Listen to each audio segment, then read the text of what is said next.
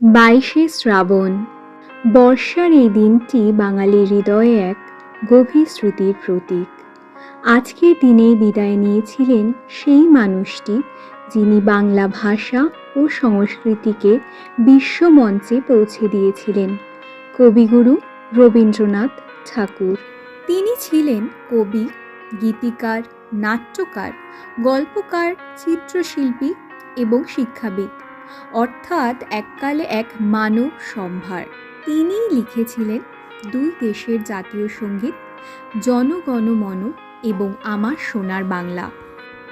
বাংলা ছোট গল্পে নতুন ধারার সূচনা করে গিয়েছিলেন। কাবুলিওয়ালা, পোস্টমাস্টার, সমাপ্তি আজও পাঠকের হৃদয়ে অমলিন। শিক্ষাক্ষেত্রে শান্তিনিকেতন এবং বিশ্বভারতীর মাধ্যমে তিনি শিখিয়েছেন শিক্ষা মানে কেবল বই নয়, বরং প্রকৃতির সান্নিধ্যে মননের বিকাশ। জালিয়ানওয়ালাবাগ হত্যাকাণ্ডের প্রতিবাদে তিনি ফিরিয়ে দিয়েছিলেন ব্রিটিশ নাইটহুড উপাধি, প্রমাণ করেছিলেন আত্মসম্মান সবচেয়ে বড় পুরস্কার।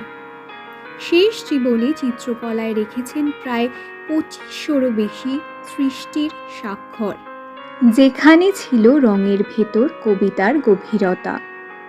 কিন্তু 22শে শ্রাবণের সেই দুপুরে বৃষ্টি ভেজা শান্তিনিকেতন যেন থমকে দাঁড়িয়েছিল। তিনি চলে গেলেও রেখে গিয়েছিলেন এমন এক উত্তরাধিকার যা সময়ের সীমা মানে না। রবীন্দ্রনাথ আমাদের শিখিয়েছেন মানুষ তার সৃজনশীলতা দিয়ে নিজেকে অমর করে তুলতে পারেন। তাই 22শে শ্রাবণ শুধু বিদায়ের নয়, একটি অনন্ত প্রেরণার দিন।